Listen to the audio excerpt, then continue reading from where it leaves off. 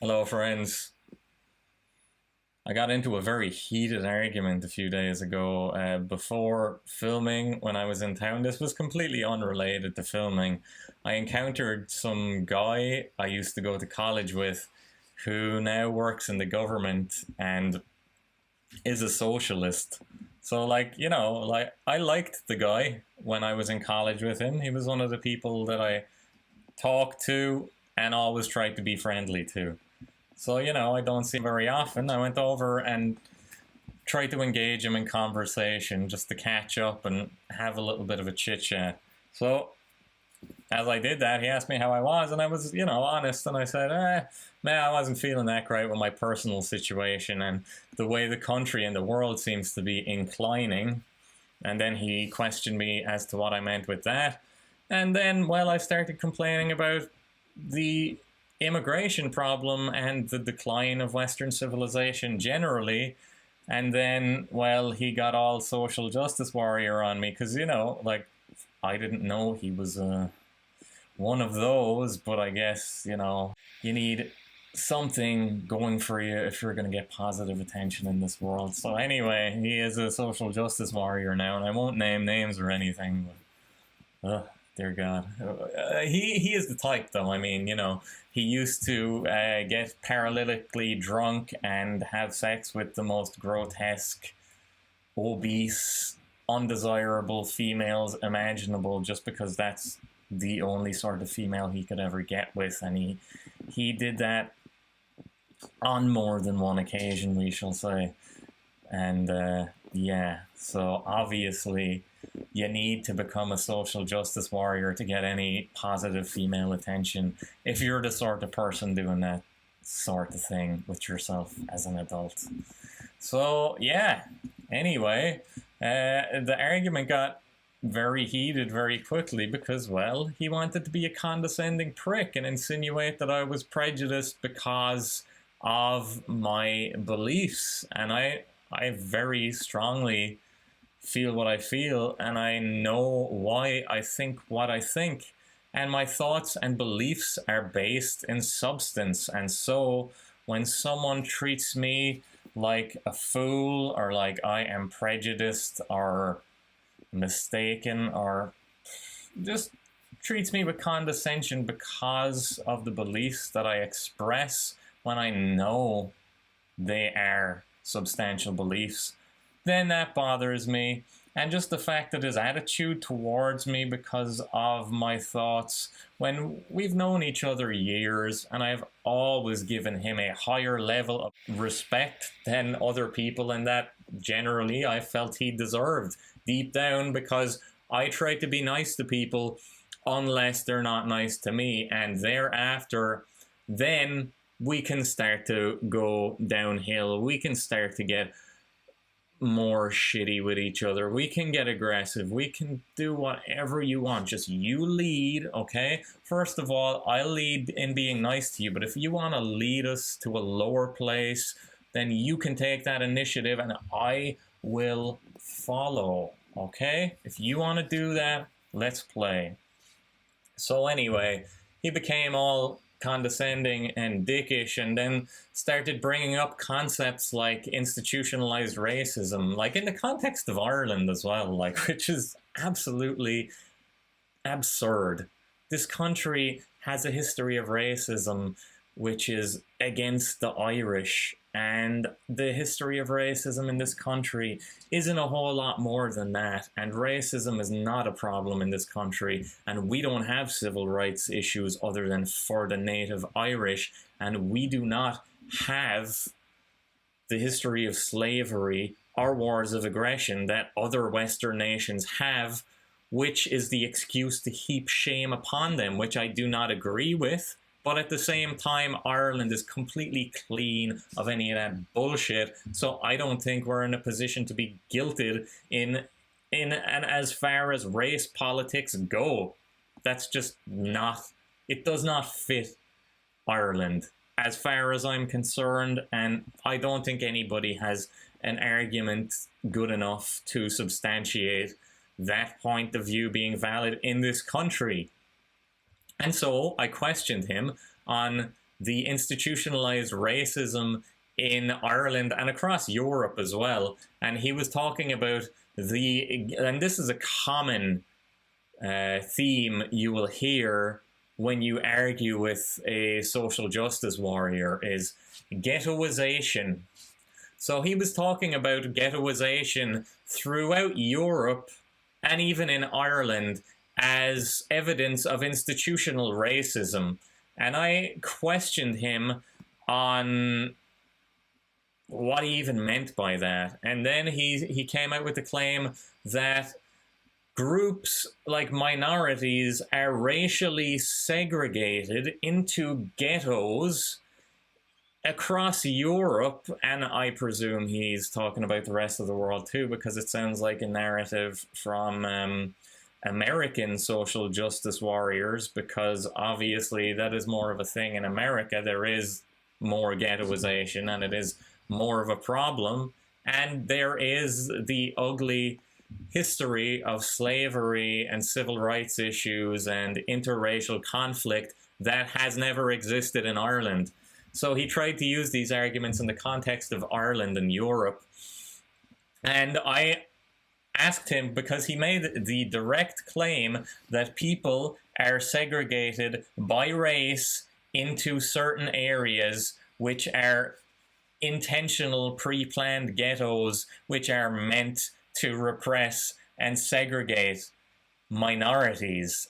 And, well, I've gotten that argument before, and it's never seemed anything more than fucking nonsense to me, especially in the context of Europe and Ireland in particular, right? What happens is you might have ghettoisation and you might have areas with a lot of minorities, but you know what? Those are called council flats, yeah. That's called council housing. That is the free property available that is granted by governments and given to people as a fucking gift, you know, to help keep them afloat.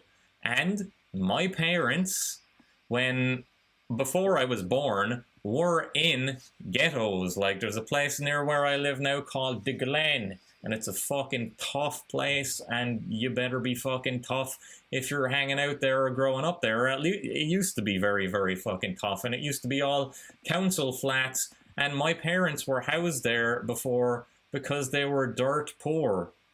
But they were white, so it wasn't considered ghettoisation. It was considered free housing, and it was considered a benefit accrued by the government.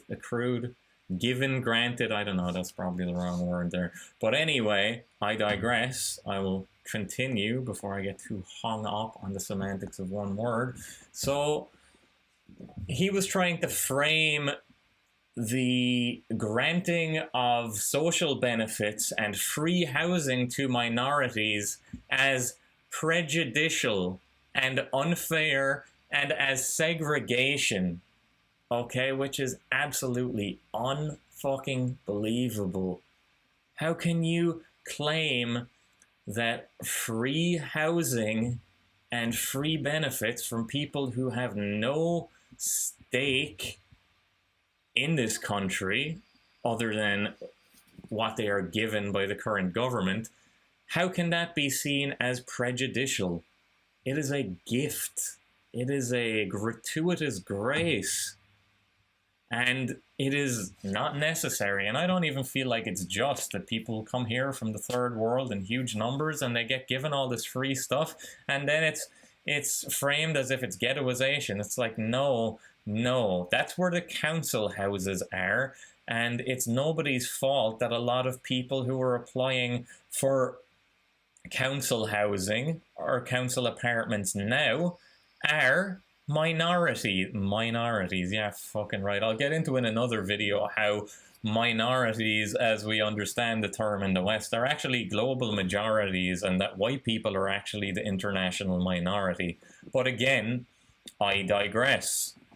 He made the claim that it was segregation and prejudicial and institutionalized racism, that these people got housed in council houses, and so they were put in the same area, and ghettoized by that insane neoliberal conception. And, you know, he said that they were chosen by race, so I asked him to substantiate his argument. And then he was like, oh, how am I going to do that? But it's 2019 now, so I'm like, hey, you have a smartphone. So take out your smartphone, you know? Like, he claimed that it was easily provable, and then when I asked him to prove it, he refused to do so. But not just that, he continued waffling on and kept talking, and I was like, no, dude, stop. You either substantiate your argument or you stop talking. Because I posed you a point, you answered it, you couldn't substantiate your answer, so here's where the buck stops. Like, you either substantiate your argument or you choose a different argument and you continue on the newly set terms that maybe you can substantiate. And he wouldn't do that, and he just kept yammering in a condescending, dickish way. So I snapped my fingers in his face and just walked off and said, I'm out. You know? Boom, I'm out. You know? And walked away. Because I was like, argument over. And he's like, yeah, it's not over. And I was like, yeah, it is. Goodbye. I'm not wasting my time with you if you're not willing to argue with me honestly. And then, like, he got fucking pissy about that and why I was walking away, and he, like, made a big guffaw about me doing that. And then I turned around and was like, dude, you have to substantiate your point of view if you're gonna hold it, if you're gonna represent yourself with that point of view. And then he started, like, clicking his fingers in my face, and when he did, he, like, touched my nose and was acting like he was gonna, like, take the hat off my head. So after he touched my nose, things got very severe, because I obviously startled him with the finger, like, which is hilarious, like, because, you know, fuck that guy. But, you know, he got very pissy with me then and, like, was trying to agitate me. And then I got really, really severe with him because he touched my face and we were arguing. And then I was like, okay, touch my face again, see what happens. And I don't want to be Mr. Mean fucking guy because, you know, obviously I can be Mr. Mean Guy really well, and I don't want that image, but, like, sometimes it's necessary to be Mr. Mean Guy. Okay, here is that harmful masculinity coming out again. Harmful to whom is the question we need to ask. Harmful to whom? Yeah. And is it just? That's all that matters when we're talking about harmful masculinity. So anyway, we parted ways without getting involved in a physical altercation, but things degraded so quickly with just no need to. And, well, I think it's just interpersonal conflict, because I know he was attracted to my ex, and I know he thinks very highly of himself, and I know that he can't get any quality female for himself. So resentment comes out in the course of conversations as condescension and contempt. And that's what I was getting, and that's what led to things degrading, and so that's what led to things nearly getting violent when they didn't have to. And I literally saw him, stopped and went over to him 100% because I wanted to talk to him, 100% on friendly terms, and treated him with 100% respect until my ideas, my personal beliefs offended him to the extent that he felt that he had to be condescending and dickish with me and treat me like I am prejudiced because of my reasonable points of view. So anyway, on that note, I promise the next video will be more cheerful, I promise. So on that note, have a good day, happy Monday, feel good, love life, be your best self.